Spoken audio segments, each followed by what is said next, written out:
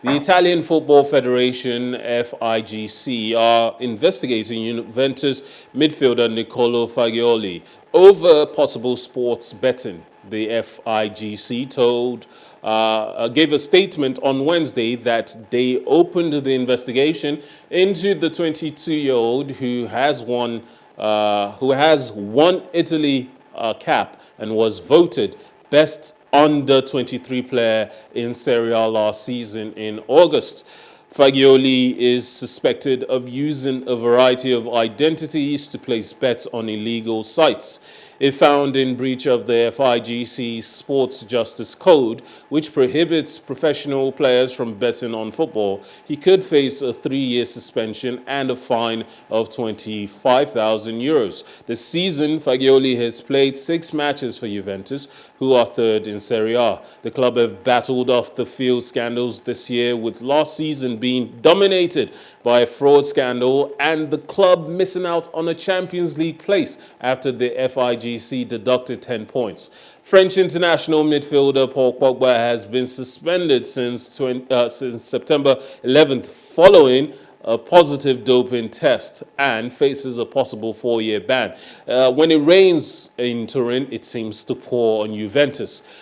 Again, with this player, it's given the same energy of players going beyond and breaching the rules that they should, because of the privilege of their position, because of how much money they do tend to earn, they shouldn't be risking their careers in such a manner. 3-year possible ban, €25,000 fine. If he does get that, it's going to prove that these bets that he might have made were clearly not worth it. Menga. So the funny part, can you hear me, please? Yes. All right. The funny part of this story is there is a difference between his own betting scandal, as I would put it, and Ivan Toney's. Yeah.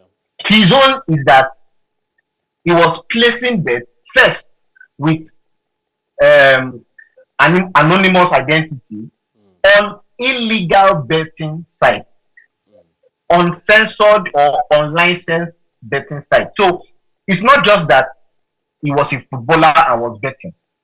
As an Italian in Italy, there is a law that stands against betting on uncensored or unlicensed betting platforms. So even if Fagioli wasn't a footballer, he would still be under investigation because he was placing bets on unlicensed sites. That is what baffles me. So he has multiple breaches. Well, I really don't understand how players get themselves. Well, perhaps, with the licensed sites, there's more, the information is easily accessible by the authorities. Perhaps with the illegal side, there was an expectation on his part that his identity would be better safeguarded. I don't know. These are allegations that haven't been proved yet. I understand they haven't been proved, but the explanation from the FIGC is that they usually cross-analyze data from this site with their database.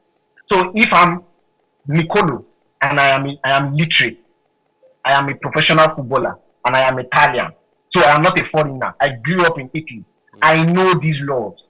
I know that my information is out there and my information is available to prosecutors to cross-analyze with betting sites. Then I still go ahead and do it. I mean, what's the explanation to that? In the case of Lucas Paqueta, it's reported that he, maybe a friend, maybe a relative back in Brazil, was making these bets. He has said he had nothing to do with it, which could be possible because, you could always have friends or family members who know your circumstances. Maybe you're going into the next game injured, and therefore will not play, or will probably only play about maybe 45 to 65 minutes. And they can take that information and go make a bet without your knowledge. All of that is yet to be proved exactly as to whether he had any involvement in it. Ivan Toney did bet himself, make the bets himself, and his case has been resolved, and he will be back in January. But this particular case, as you've highlighted, is on another level of criminal breach of the rules. However, Yeah. there's a question that needs to be asked here. Do UEFA need to, or FIFA, or whatever authority is dealing with this, let's say FIFA because they are the highest authority in the land, do they need to insist on even harsher punishments? Do they, because nowadays with the Pogba situation, his doping situation was found out because they randomly drug tested him. Does there need to be some form of random oversight of each player's online behavior?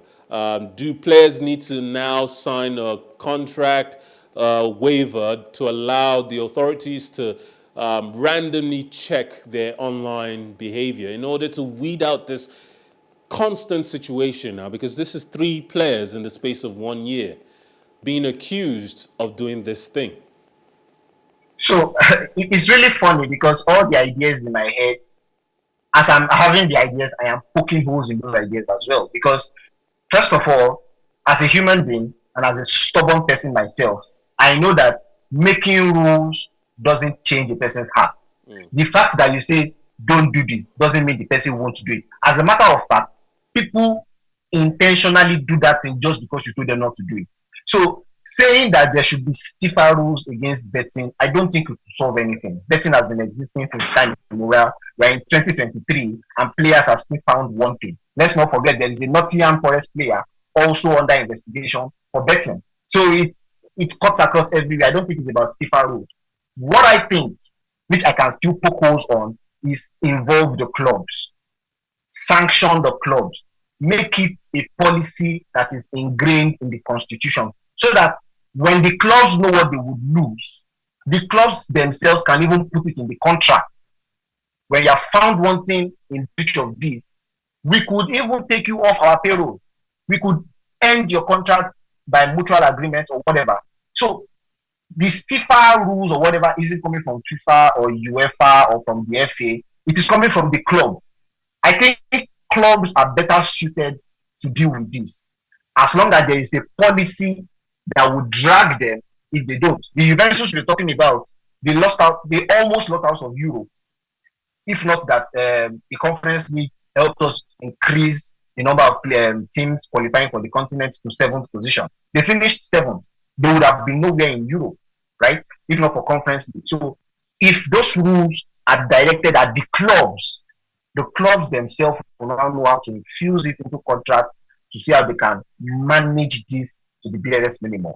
But making the rules stiffer to players directly, it doesn't change anything. Players will still find a way to bet.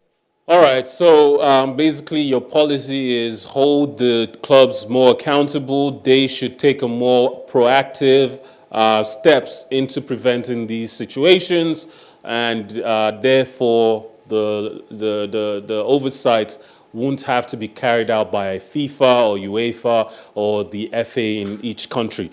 A possible solution, but as with most solutions, there's always a loophole around it.